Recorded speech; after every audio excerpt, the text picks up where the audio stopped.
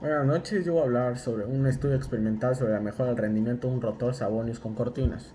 Bueno, solo para empezar, el rotor de viento Savonius se compone de dos semicilindros iguales.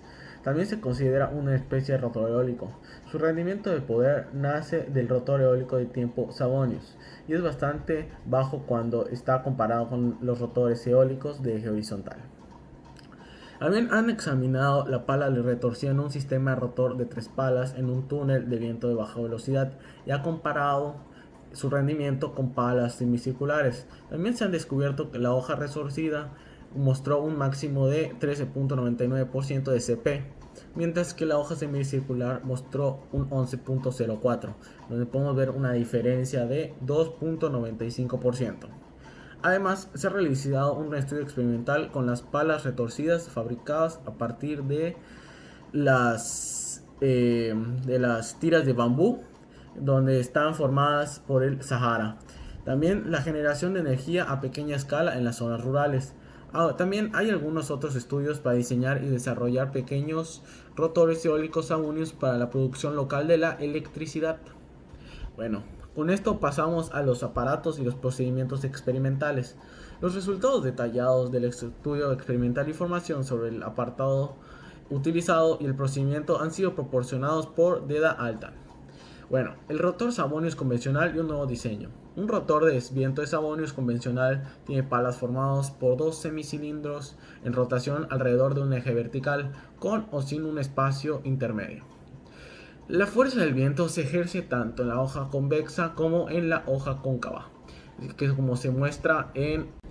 Dado que el par generado en la pala convexa del rotor eólico Savonius es menor que la pala cóncava, el rotor gira en la dirección del par positivo. Sin embargo, es importante evitar el par negativo opuesto de la rotación del rotor para poder aumentar la potencia de este mismo.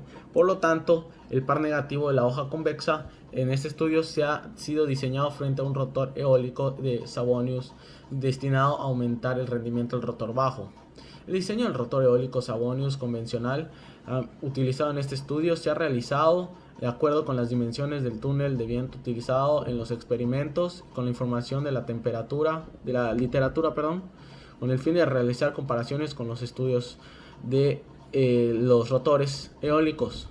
También en estos estudios examinados se han encontrado varios valores de razón de superposición, en donde han sido investigados y el valor óptimo de la relación de superposición se ha encontrado como 0.15. Por lo tanto, el valor de la relación de superposición se ha tomado como 0.15 en este estudio, y esto será el valor base para los rotores.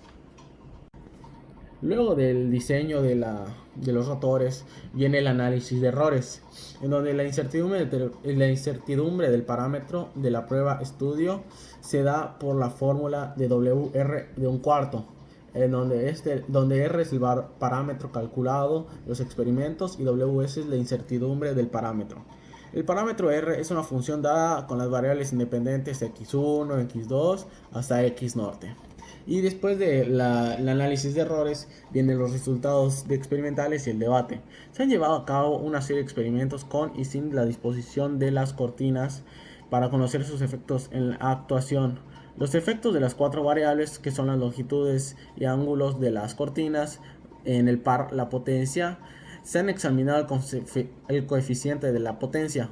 Para diferentes valores de longitud de la hoja de la cortina, las variaciones en el coeficiente de potencia máxima, la de un rotor eólico Savonius, se ha mostrado diferente. Las magnitudes del coeficiente de potencia máxima en un rotor eólico han sido superiores. Por lo tanto, como se ve, como se dice, al ser máximo, un rotor de viento Savonius obtiene la cortina 1, que como ya dije es el máximo. Los efectos de los ángulos de las cortinas se han determinado por la cortina 1, porque la potencia máxima se ha obtenido en la disposición de esta misma. Como conclusión, en este estudio nos dice Savonius que se ha realizado un estudio experimental con el fin de mejorar el rendimiento y aumentar la eficacia del rotor eólico Savonius sin cambiar la estructura básica del rotor.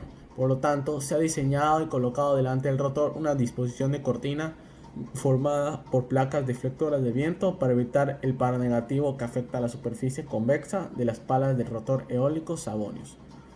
Los siguientes resultados obtenidos de este estudio experimental, en donde A fue 45 y B fue 15.